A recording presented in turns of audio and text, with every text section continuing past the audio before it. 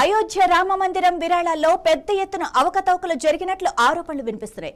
రామ మందిర ప్రాంగణంలోని విరాళాల పెట్టెల నుంచి డబ్బు మాయమైందని ప్రతిపక్ష సమాజ్వాదీ కాంగ్రెస్ పార్టీలు ఆరోపించడం తీవ్ర రాజకీయ దుమారాన్ని రేపుతున్నాయి. దీంతో ఆలయ ప్రతిష్టను దెబ్బతీసే లక్ష్యంతో జరుగుతున్న తప్పుడు ప్రచారాన్ని ఎదుర్కోవటానికి, వాస్తవాలను నిర్ధారించుకోవటానికి విచారణకు ఆదేశించాలని శ్రీరామ్ జన్మభూమి తీర్థ క్షేత్ర ట్రస్ట్ ప్రభుత్వాన్ని కోరింది. ప్రతిపక్షాల నుంచి పెరుగుతున్న డిమాండ్, ట్రస్ట్ అభ్యర్థన మేరకు రామమందిర విరాళాల వివాదంపై యోగి సర్కార్ కీలక నిర్ణయం తీసుకుంది. అయోధ్య రామమందిర విరాళాలలో జరిగిన అవకతవకలపై దర్యాప్తు చేసేందుకు ప్రభుత్వం సిట్ విచారణకు ఆదేశించింది.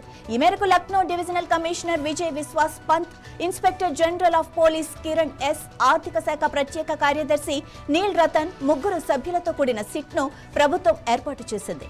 ఈ వివాదంపై సమగ్ర దర్యాప్తు నిర్వహించి నివేదిక అందజేయాలని ప్రభుత్వం సిట్ ను ఆదేశించింది.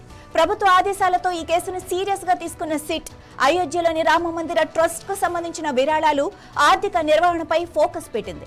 క్షేత్రస్థాయిలో దర్యాప్తు వేగవంతం చేసింది.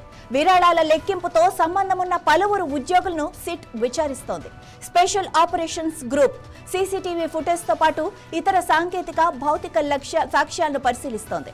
ఈ కేసు దర్యాప్తులో భాగంగా రుదౌలీలోని సుజ్గన్ ప్రాంతం మీన్పూర్ భగోలి నివాసి అయిన లవ్ కుష్ అనే వ్యక్తిని విచారణ నిమిత్తం అదుపులోకి తీసుకున్నారు. ఈ కేసుతో అతనికి ఉన్న సంబంధాల గురించి దర్యాప్తు అధికారులు సమాచారం సేకరిస్తున్నారు. విచారణ సమయంలో కొంత నగదు కూడా స్వాధీనం చేసుకున్నట్లు తెలిసింది. ఈ కేసులో ఇతర వ్యక్తుల ప్రమేయం కూడా అధికారులు దర్యాప్తు చేస్తున్నారు.